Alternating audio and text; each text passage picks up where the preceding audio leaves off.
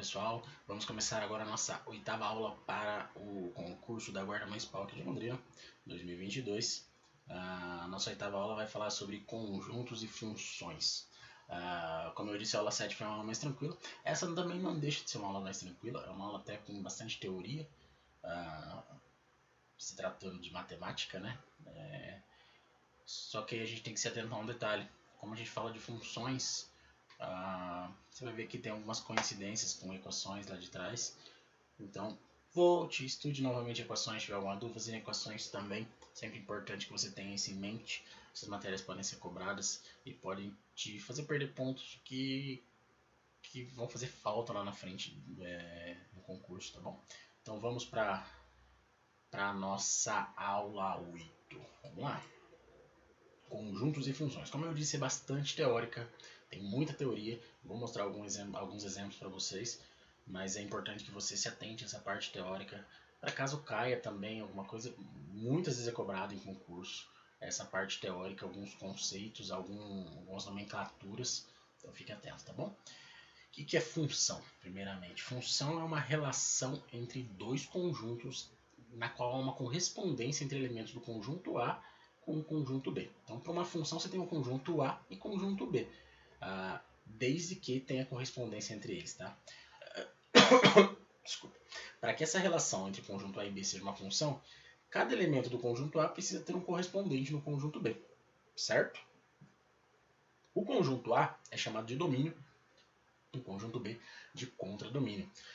Na maioria das vezes, usamos para um conjunto de números reais, tá? Então fique tranquilo com relação a isso também.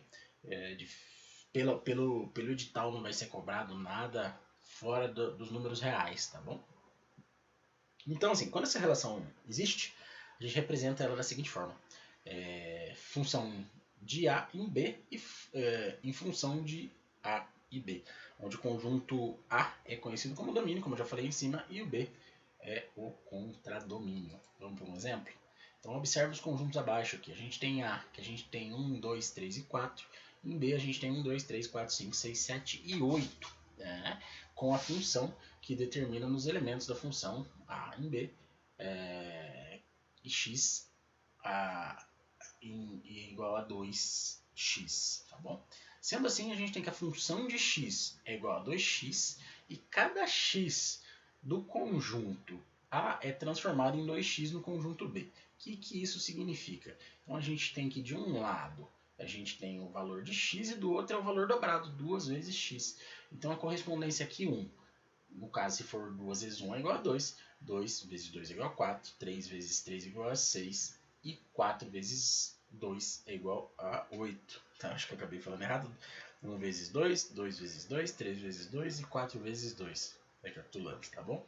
Então teríamos essa função dessa forma, que seria aí representada de forma visual. Então note que no conjunto A, que é 1, 2, 3, 4, que são as entradas, a gente multiplica por 2 na função, e a função é os valores de B, que é 2, 4, 6 e 8, que se ligam aos elementos de A, que são os valores de saída. Então os valores de entrada em A, valores de saída em B, que são ligados lá, tá bom? Então, portanto, nessa função, lembra dos conceitos? Domínio. O que a gente tem de domínio?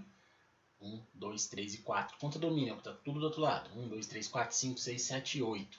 E a imagem é o que está ligado um ao outro. Então é 2, 4, 6 e 8. Perfeito?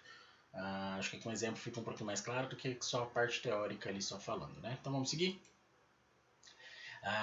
Agora são os tipos de funções. Eu já vi bastante cobrança dessa questão dos tipos de questões em concursos. Então se atente também, não é nada, nenhum bicho de sete cabeças, é bem tranquilo inclusive. Porém é bom que você tenha uma certa base para entender, tá bom? Vamos lá. As funções recebem classificações de acordo com suas propriedades. Então vamos conferir os tipos, tá? Primeira função sobrejetora. Na função sobrejetora, o contradomínio é igual ao conjunto da imagem. Portanto, todo o elemento em B da imagem é a imagem de pelo menos um elemento em A. Então, o A está completo, ligado ao 0 a 1, o 3 a 5 e o 5 ao 8. Perfeito? Temos aí a representação visual dela. Função injetora. Na função injetora, todos os elementos de A correspondem possuem correspondentes distintos em B, e nenhum dos elementos de A compartilham a mesma imagem de B. Entretanto, podem existir elementos de B que não estejam relacionados a nenhum elemento de A. Então ali a gente tem todos relacionados, exceto dois. Então a gente tem aí uma característica de funções de função injetora. Função bijetora. Então a função bijetora agora é aquela que apresenta o mesmo número de elementos no conjunto relacionados. Então elas estão iguais de um lado e de outro. Então ela recebe esse nome por quê? Porque ela é injetora e sobrejetora ao mesmo tempo. Então essa é simples, ela vai estar elas são a soma das duas, diríamos assim, e vão estar todos os elementos do conjunto relacionados. Tá?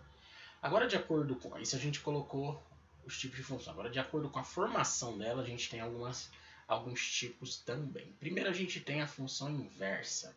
A função inversa é um tipo de uma função objetora, como a gente disse, então ela é uma função sobrejetora e injetora ao mesmo tempo. E através dessa função, a gente consegue criar novas funções invertendo os elementos. Então, por isso que inversa, tá bom?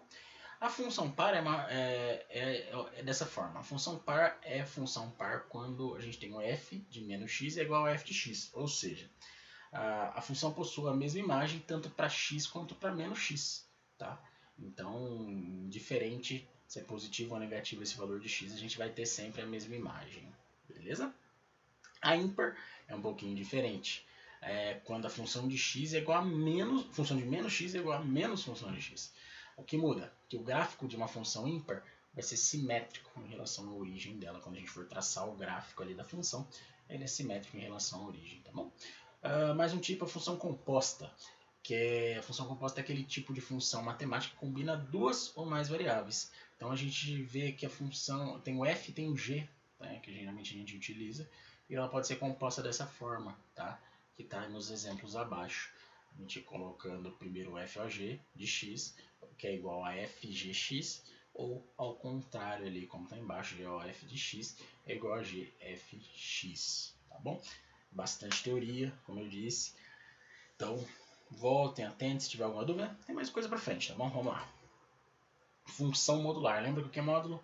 A função modular, módulo, sempre quando a gente coloca o módulo, vai estar sempre ali os números positivos, tá bom? Então, a função modular associa o elemento de módulo e seus números sempre positivos, como eu disse. Então, a função de x é igual ao módulo de x, que é igual a x. Então, quando x essa função serve para quando x é igual a zero e para menos x quando x é menor que zero, tá bom? Função afim. Essa função afim também é chamada de função de primeiro grau, porque ela apresenta uma taxa de crescimento e um termo constante. Quando a gente fala de taxa de crescimento e termo é quando a gente coloca no gráfico.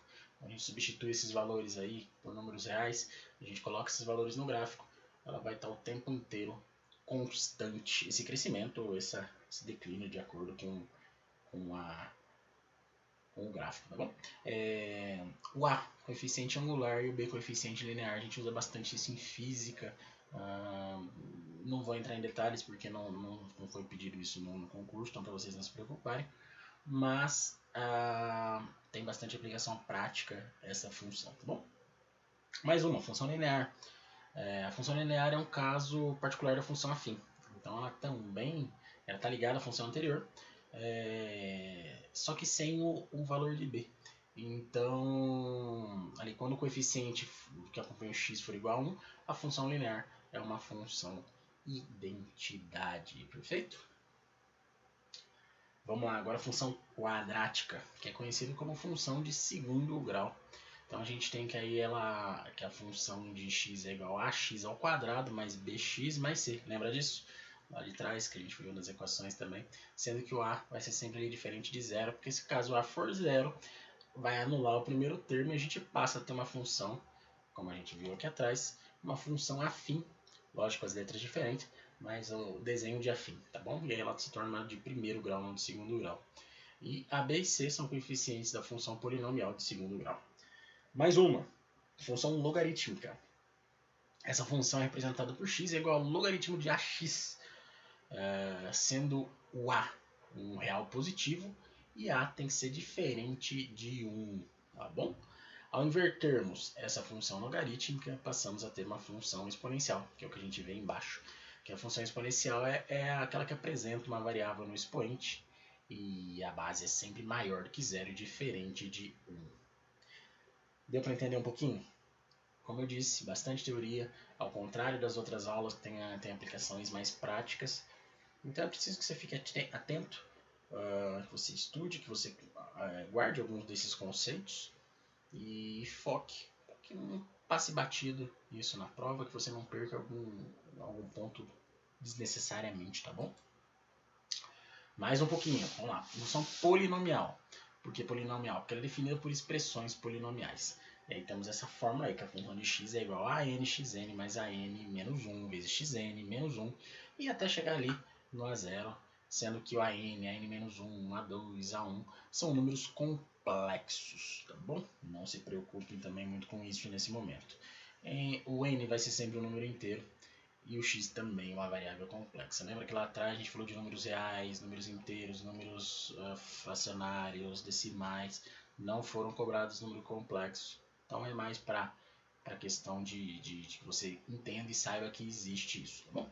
E por fim a gente tem as funções trigonométricas. Lembra da trigonometria, questão geométrica? Então ela está ligada a isso. Ela tá relacionada com as voltas do círculo trigonométrico. Então, com relação a seno, cosseno e tangente. Então, a função de x para seno é o seno de x, a função de x para cosseno é cosseno de x e a tangente de x. E aqui a gente fecha, já preparando para a aula 9, PA, PG, progressão aritmética, progressão geométrica. Ouvimos falar bastante disso na pandemia, puxa na memória a questão de crescimento de casos, de Covid e tudo mais. Então, a gente vai pegar a parte prática, a parte teórica, um pouquinho da parte prática disso, um pouquinho na próxima aula. É uma aula também que vai ser bem tranquila. Foquem, mantenham os estudos, estudem as aulas anteriores, peguem essa parte teórica da oitava aula e a gente se vê na próxima, agora na nona aula, PA-PG. Ok? Um grande abraço e até mais.